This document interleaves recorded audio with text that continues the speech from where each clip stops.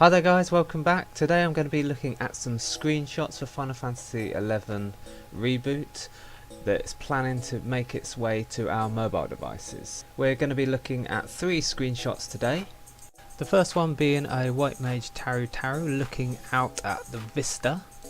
This is the second screenshot I'm going to be looking at. We see the same Taru Taru and also an example of the heads up display. The third one here seems to be a screen where you can create a party. I've actually used Photoshop and I've lightened the background. Okay, so let's start. So as I said before, we see a Taru Taru White Mage looking out at a magic tower, which we actually see in Final Fantasy XI Online. And these ancient towers are found in the Saruta Baruta region, just outside of Windhurst.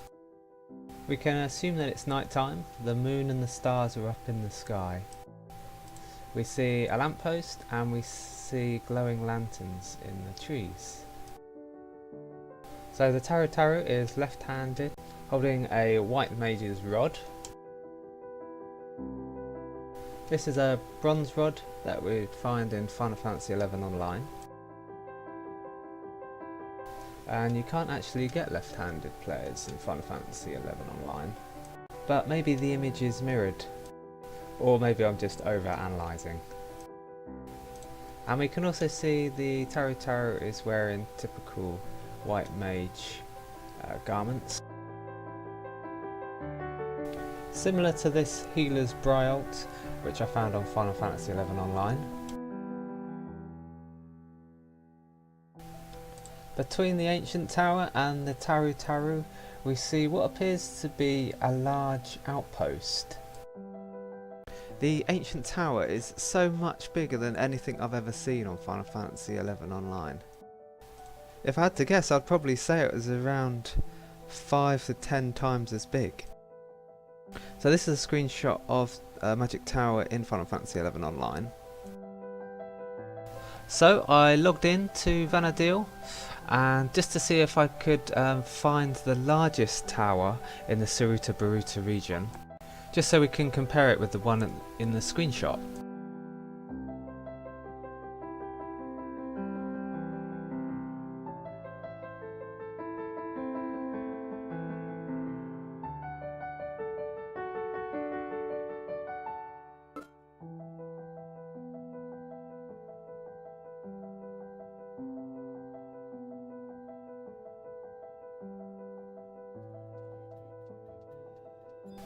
So this is the central tower in the Horutoto region.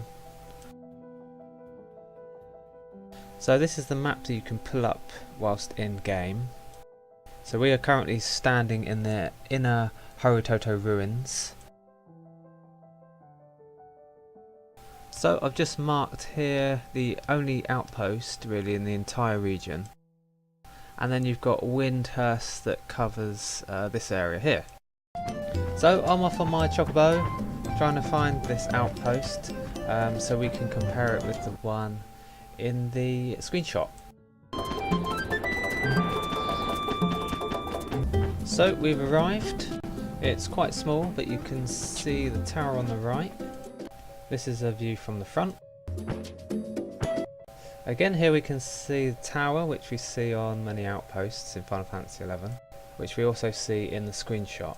So in conclusion, I'd probably say that this is an outpost of some sort, but who knows which one.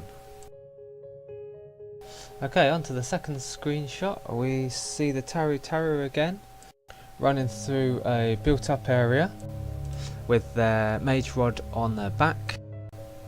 And I can safely say that this is in the area of Windhurst, or a place that's under Windhurst control. And we can see the green Windhurst banners. So here's a zoomed in version which I've highlighted, plus another image that I found online. Plus we also have another 4 banners that can be seen in the screenshot. We can also see quite a few different characters in the screenshot, including what appears to be 2 mages, 2 warrior type jobs, plus 3 other characters. Also, what's interesting, I don't know whether it's a coincidence, that 3 of them here are dressed in green, which is obviously Windhurst's colours. We can also see 2 sets of characters interacting with each other. One seems quite civil, the other 2 seems quite heated. We can also see these 3 wooden towers that are quite common in Final Fantasy XI Online outposts. When I first saw this screenshot, I just automatically thought it was going to be in Windhurst City itself. But actually, these 3 wooden towers seem to suggest that it's actually in an outpost. And as we've seen from the previous screenshot, this outpost also has 3 wooden towers.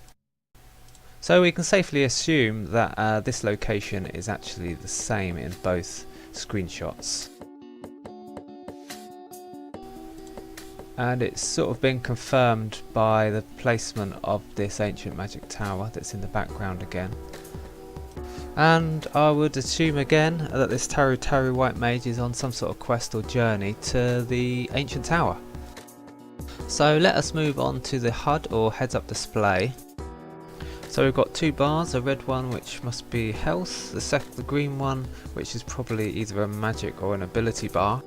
It also says there the job, which in this case is Thief level 10, so I don't know whether that's just some sort of placeholder. We've also got a rank number as well. And then we've also got some currency or resources bar. It would be complete speculation to guess what they're for. But with these sorts of games, there'll be some in-game currencies, some which you'll be able to earn while you're playing day to day, others you'll have to probably pay for. Some sort of energy bar will probably also make an appearance, where energy is used as a type of currency. It refreshes after minutes, but it's just used to limit the amount of actions a player can take within the day. So here's a screenshot of a game that I mentioned in the previous episode called Hit. You can instantly see some of the similarities in the interface or the HUD's design, which isn't too surprising as Nexon developed this game as well. But it does give us an example and show us the amount of add-ons that can be put into the Final Fantasy reboot, giving it the potential of being a really deep game. Back to our screenshot now. We can also see the plus icons next to the currencies there, which indicates this potentially could be heavy on microtransactions. But this screenshot is quite old now and obviously doesn't reflect the final game. I mean, we don't even know if this screenshot is from gameplay. It could be just a concept idea or like an artist's imaginings. Anyway, it is what it is, and on to the final screenshot now. It's fairly difficult to work out what's going on here. As I said before, I managed to lighten the image quite a lot, but still it doesn't really tell us much at all. We see the word faith, which is similar to the trust magic we saw in Final Fantasy XI Online. Now this was brought in to help players create parties if there aren't any online players around, and you could actually make up your group using NPCs that you met. And the magic actually works by cloning the NPC, and then you can summon the clone, which I found really helpful, especially as I soloed quite a lot of the game. So we see here in the background looks like a Galka, and then these look like profile icons from that same Galka. Presumably this is where you can put an NPC in your party and then choose their role within your party. but generally that's quite a confusing screenshot, so I'm not going to speculate anymore. Add a comment if you have any ideas. And then, so this is another screenshot. Well, it's not a screenshot, it was an image that I found within the presentation. It's a bit difficult to know what this is actually of, but you've got a little mini-map. The word Goblin Shielder, which I presume is a mob. So here are some of them goblins in Final Fantasy XI Online. And then we've also got XY coordinates. So basically I'm instantly thinking of augmented reality, similar to Pokemon Go, where you can actually hunt mobs.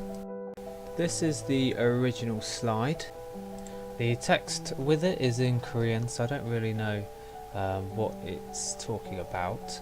But I found out that Redis is short for Remote Dictionary Server, which to my understanding is some sort of database that the server uses. RPC is role-playing chat, and REST stands for Representational State Transfer. So I can only guess that it's something to do with sending and receiving data. And that pretty much concludes this episode. Thank you so much for watching. I hope it's helpful in some way to you. So please leave a comment or a like. And as I mentioned in my previous episode, we have got the Nexon Developers Conference 2017 coming very soon, and so I hope that they can shed some more light on the current progress of this game. I will be making another video as soon as I get any updates from the conference, so watch out for that. So farewell and take care, and hope to see you again soon.